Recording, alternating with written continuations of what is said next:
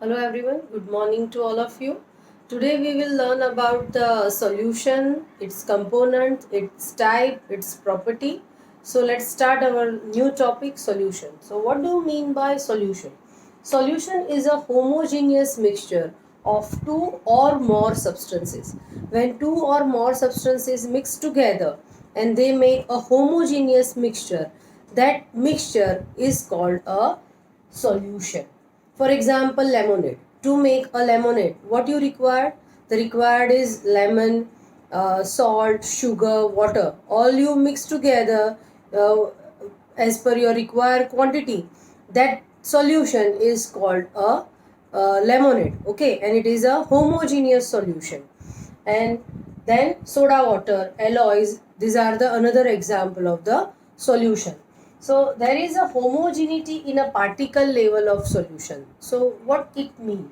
Homogeneity. Homogeneity means it is a uniformity. If you make a lemonade and if you take a first sip, from first sip till last sip, it tastes same. It will not change, right? So this is called a homogeneity. So throughout each and every solution, it has a property of homogeneity. Homogeneity in particle level. Okay, now types of solutions are divided into three classes: solid solution, liquid solution, and gaseous solution. The example of solid solutions are alloys. What do you mean by alloys? Alloys are the mixture of two or more metal or non-metal. And once they are mixed together, they will not separate by any physical matter. Okay, for example, stainless steel. You use on daily basis vessels. They are mostly made up of stainless steel. So stainless steel is not a single metal. It is made up of three different methods with different ratio. Fe means iron, chromium and nickel. When iron, chromium and nickel, they are three different metal mixed together and they are heated at the high temperature and they are melt together.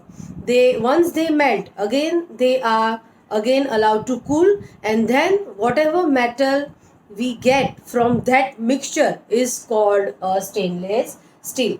It means alloys are what? It is a mixture of two or more metals or non-metals, right?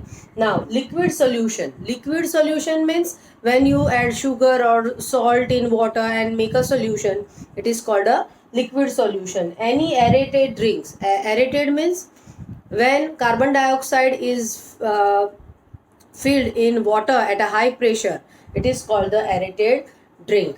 Then vinegar is acetic acid in water. So these are the example of liquid solution. Now gaseous solution, the most important example of gaseous solution is air. As nitrogen and oxygen are the most two important component of air, and others are carbon dioxide and then inert gases also, right?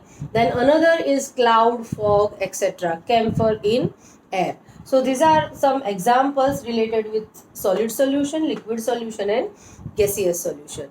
Now we will see about the components of solution soon. Now, components of solution. Main two components are of the solution, solute and solvent. So, what do you mean by solute and what do you mean by solvent? So, component, there are two components. So, solvent is a component of the solution that dissolve other component in it.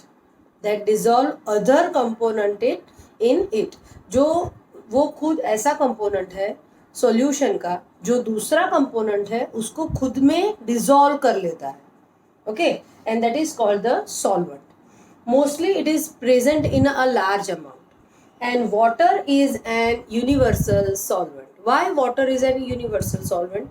Because most of the things or most of the substance, we can say, are dissolved easily in water, and therefore water is called, or it is an universal solvent. Now what about the solute? the component of solution that dissolved in solvent, जो dissolve हो रहा है या हो चुका है solvent में, that is called the solute. And mostly the present, its present is in less in amount. Okay, so for example, if I make a solution of sugar and water, okay, so obviously sugar, the quantity is less and the quantity of water is high. So here in this case, if we make a solution, a sugar solution, then which one is solute? Sugar. And which one is solvent? Water. We dissolve sugar in water, and therefore water is a solvent, and which is dissolved, जो dissolve हो चुका है solvent में, it is called the solute. I hope you get it. Now we will see the properties and some few example of the solutions. Now let's see examples of solution. So I have just told you that the sugar, if it is solid and it is dissolved in water, and water it is a liquid, then that solution is called a sugar in solid in liquid, okay, solution. And here sugar is called as a solute and water is called as a solvent. Now next is solution of iodine. Iodine is a solid, and when it is dissolved in alcohol, alcohol is a liquid, it is called again a solution. Here iodine is solute and alcohol is a solvent. This solution of iodine, when it is mixed in alcohol, it is called as a tincture iodine. Tincture iodine actually it is antiseptic. Okay, जब आपको कुछ लगा है और cut कुछ हुआ है, तो then you can use the tincture iodine as an antiseptic.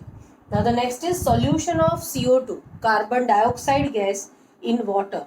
It is, water is a liquid. So again CO2 is a solute. CO2 is a solute. It is dissolved in a liquid. It is dissolved in a liquid means it is in a water. Okay. Now this is the example of aerated drink.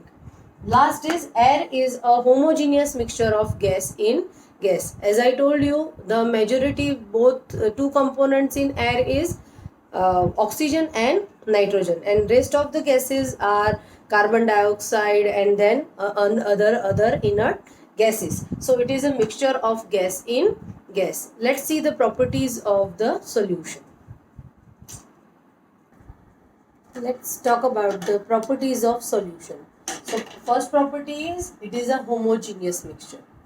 Solution is a homogeneous mixture. Second is particle size is too less. It is too small and its diameter is 1 nanometer. It means 10 raised to minus 9 meter. And therefore we can't see by our naked eyes. We have already performed activity 2.1 and 2.2. You have seen the solution of CuSO4 in water. Okay. And in that you can see that after stirring well, the solution we got is we called as a homogeneous solution. And homogeneous solution, if you see each and every particle, if we want to see, it is impossible because they are totally dissolved thoroughly into the water. So it is not possible to watch it by our naked eyes. It means, why it is like this? Because its particle size is too small. So we can't see by our naked eyes. Next is do not scatter the light. This property they have. Why? Again because of their small size. Their size is too small. It can't scatter the light. For example, this is the particle. Okay, this is the particle and light is come in this direction. It will not scatter. It will pass through it or go through it. If the particle is big, then this particle scatter the light. Are you getting it? Okay, if the particle is too small, it doesn't scatter the light. Why? Because of their small size. The particle size is too small. What is its particle size? It is 1 nm. It means 10 raised to minus 9 meter.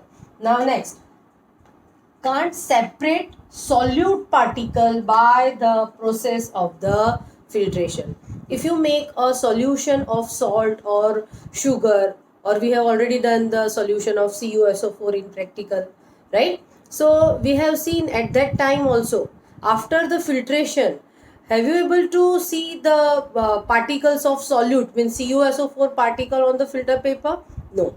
Okay, हमने नहीं देखा था, because it is totally dissolved in water, so it is not possible to get that residue or particle of solute in that on that filter paper. Okay, now next is solution is stable. What do you mean by stable? If we make a solution, add any solute to the solvent. For example, if we take a salt and add some salt in water, and if we stir well, all particles of salt thoroughly mixed or dissolved in water, and if you keep that beaker or glass as it is undisturbed for 10 minutes or 15 minutes or even 1 hour, and if again you check the solution and you want to see the particles, okay, is it able that you see the particles? Is it possible? No, it is not possible. It means the particle do not settle down, okay, and therefore it is called a stable. In that activity 2.2, we have seen that when we took a wheat flour and we add a water in that, and we make a solution, we stir so thoroughly and keep this solution of water plus wheat flour for a few seconds, then I have shown you that the wheat flour particle settle down at the bottom after few minutes or few seconds, because that solution is unstable. Okay, so you already have seen that activity, so you have idea about what is stable and what is unstable. So these points are, I hope it is clear, and we will meet soon in the next video. Till then, goodbye.